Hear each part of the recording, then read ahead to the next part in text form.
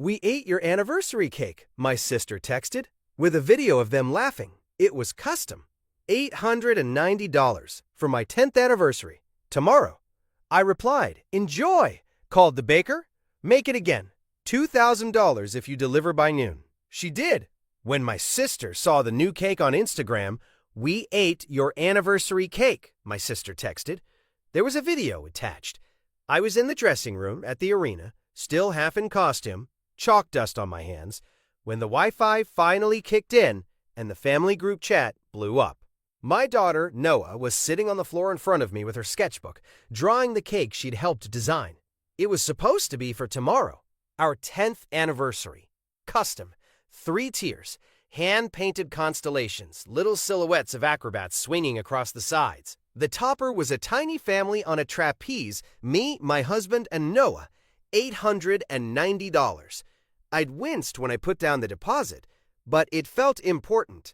10 years of not a real job jokes, of tours and long stretches apart, and finally getting to celebrate at home. I tapped the video. My sister was in my parents' kitchen, phone tilted just enough to catch everyone behind her. My parents, her husband, her boys, all of them around my cake on the counter. Except it wasn't a cake anymore.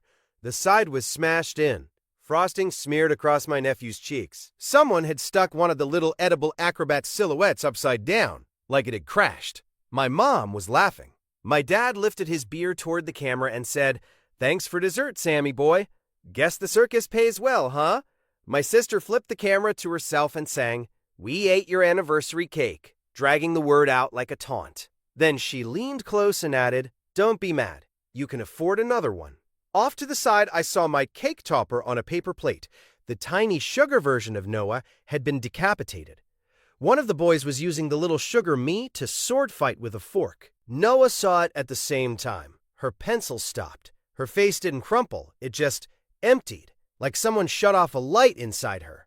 They started without us?" she asked. My throat went tight. My hands started shaking so hard I got chalk on the screen. Another text flashed in. "Sis, don't freak out. The boys were hungry. Just order another. Use that circus money." I wanted to scream, to throw my phone, to sprint out into the arena and hurl myself at something much higher and more dangerous than the rig. Instead, I took a breath. I typed back one word, "Enjoy." Then, I put my phone down before they could see my hands shake. I'm Sam, 34. I live in Tampa when I'm not on the road.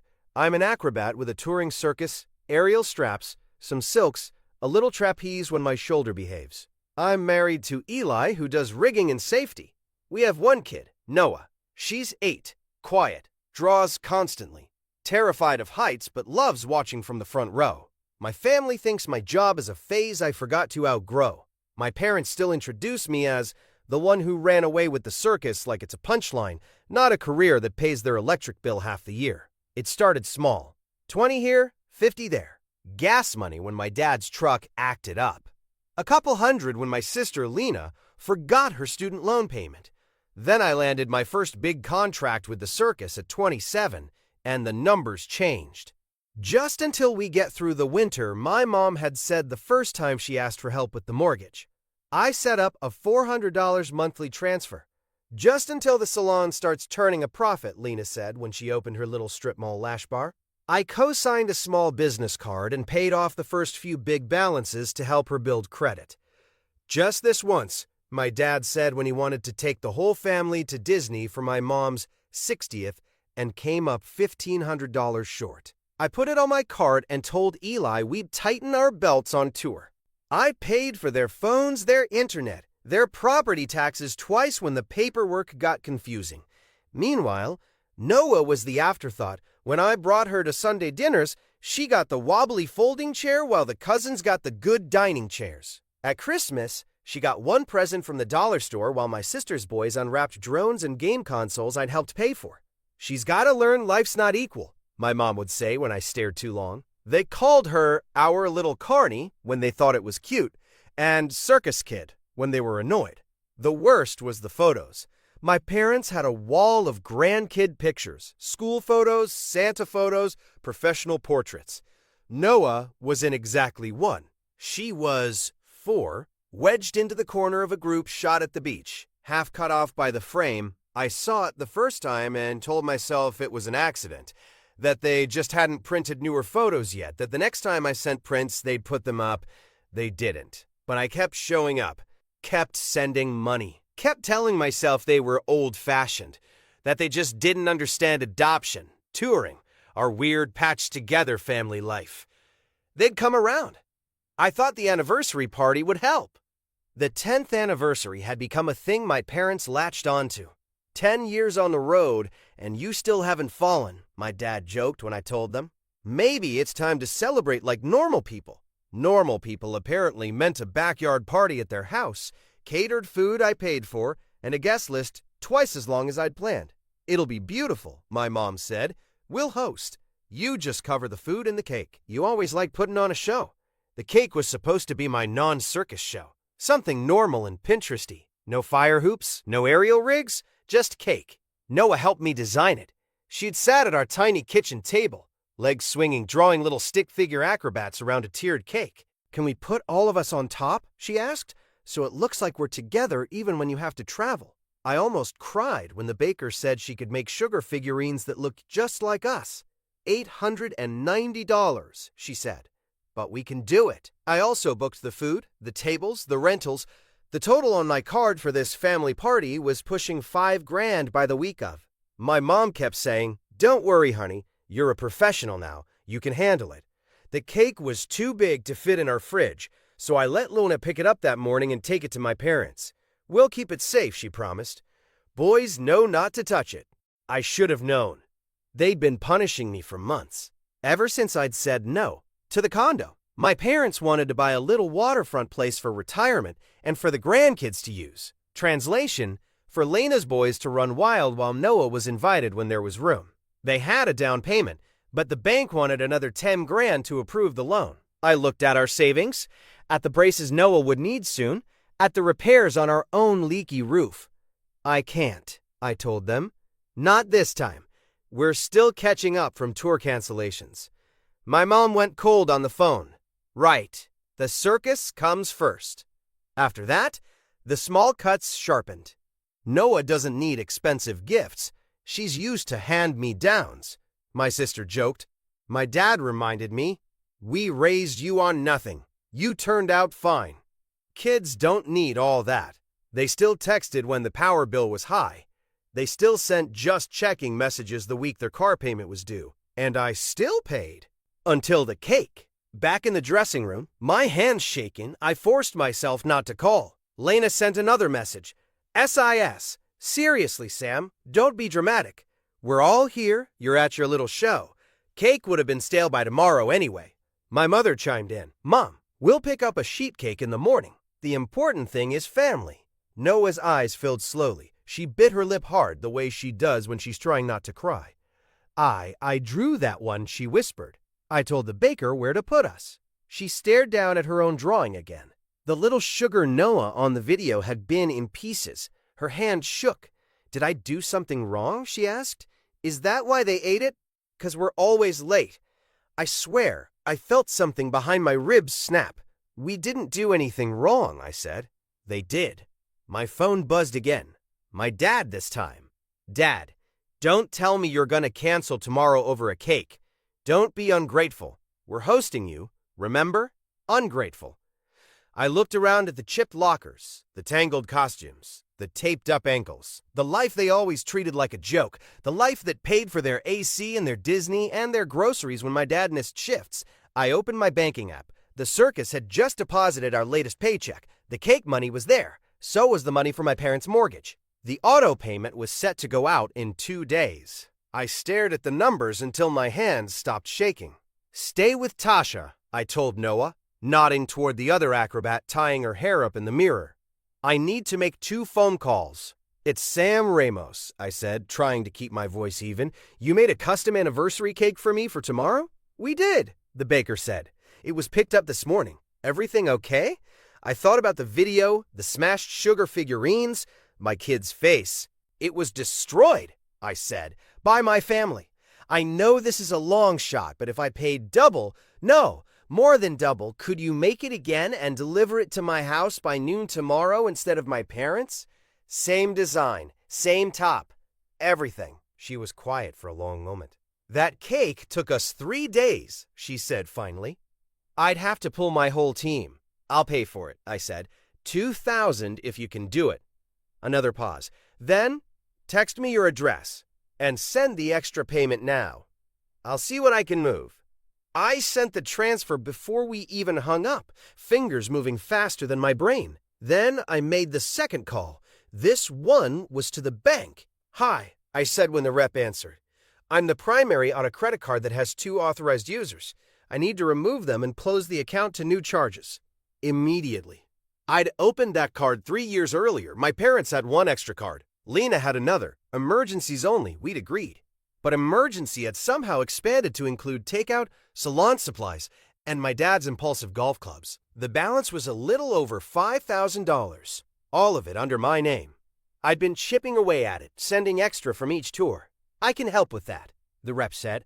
But just so you know, once I remove the authorized users and lock the card, they won't be able to use it again. That's the point, I said. I'll keep paying the balance. I just don't want any more charges. She verified my info, read me the legal script. Okay, she said finally. You're all set. The card is locked. Authorized users removed. No further charges can be made. You'll still see the existing balance on your account. An email popped up a second later. Confirmation, card locked. Authorized users removed. I stared at it until the words blurred. I didn't text my parents. I didn't threaten. I didn't warn. I just walked back into the dressing room, sat behind Noah, and started braiding her hair for the show. The fallout started before I was even off the rig that night. My watch buzzed as I was 20 feet up, hanging from one wrist, pretending nothing in my life existed, except the music and the bar in my hand. As soon as we finished and I hit the mat, the stage manager tossed me a towel and said, "Your phone's been blowing up, Ramos. Everything okay?" I checked the screen. 31 missed messages. Mom, your card isn't going through for the food order. Did you hit a limit? Dad, call me. Sis, why is the family card declining at Publix? I have a cart full of stuff. Mom, Sammy, the caterer, says the deposit bounced. What is going on? My thumb hovered over the thread. Another text came in. Dad, is this about the cake? Don't be ridiculous. Turn the card back on. Beside me, Noah was still in her little sparkle jacket, cheeks flushed from watching. She bounced on her toes, grinning up at me. Did you see me when you did the spin? She asked. I waved at you. I saw, I said. You looked like a star. On the drive home, the messages turned nastier. Sis, you're seriously sabotaging Mom's party over a dessert? I can't get the cake out of the fridge now. It's half gone. Mom, this is petty. You know we count on that card. We already invited everyone. You're putting us in a terrible position. Dad, you owe us this? After everything we've done for you. Everything they'd done. The free babysitting they love to brag about. The sleeping on their couch when tour dates fell through. The guilt trips. Eli glanced at me from the driver's seat. You finally did it, didn't you? He asked quietly. Did what? Stopped paying to be insulted, he said. I laughed, but it came out more like a sob. Maybe, I said. We'll see what they call it. They didn't wait long. By 10 p.m., we were home, Noah in the bath, bubbles up to her chin. My parents' car pulled into our complex like they owned the place. We could see them through the blinds, marching up the path. They really came here, Eli muttered. They really came here, Eli muttered. He opened the door before they could start pounding. My mom breezed past him without waiting to be invited, her lipstick slightly smudged, hair done up like she was still hosting 50 people tomorrow. My dad followed, jaw tight, Lena right behind him in her leggings and oversized hoodie, still holding a half-empty grocery bag. What is this? My dad demanded, waving his phone. The card's dead. The caterer wants cash. The rental place says there's no payment on file. You're ruining your own party. You ate my cake, I said. He blinked. You're really mad about cake? She stepped out in her towel, hair wet, eyes wide when she saw them. Hi, Grandma, she said automatically. My mom didn't even look at her. She was too busy glaring at me. We didn't eat all of it, Lena snapped. The boys wanted a piece. You know how they are. You can't seriously be doing this over some sugar. You filmed it, I said. You knew you were hurting us, and you thought it was funny. My dad huffed. It was a joke. You're a performer. You, of all people, know how to take a joke. Behind him, Eli's hands were on the back of the couch, knuckles white. Noah edged closer to me, clutching her towel. Why didn't we get any? She asked softly. You said we'd try it together. Just for a second. You'll have cake tomorrow, she said, as long as your father stops this nonsense and turns the card back on. There it was. Not, we're sorry we hurt you. Not, we shouldn't have done that. Just turn the money back on. I took a breath. I closed the card. I said, you don't have it anymore. The party tomorrow is canceled. Eli, Noah, and I will celebrate at home. Lena's mouth fell open. No frantic texts about errands. No last-minute, can you pick up ice calls. Just sunlight through the blinds and the smell of coffee and the sound of Noah humming to herself while she colored. At 11:43 a.m., my phone buzzed. Bakery. On our way. See you soon. At exactly noon, a little white van pulled into the lot. The baker herself stepped out with two other women, all of them in flour-dusted aprons, carrying a massive box between them. Sam, she called. I ran down to help them. When we opened the box on our tiny kitchen table, Noah actually gasped. It was the same cake, same constellations, same tiny silhouettes. The Topper family was whole again.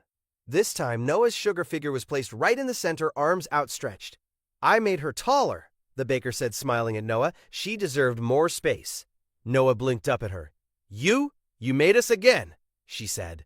Even after they broke us. Some things are worth making twice, the baker said. Happy anniversary.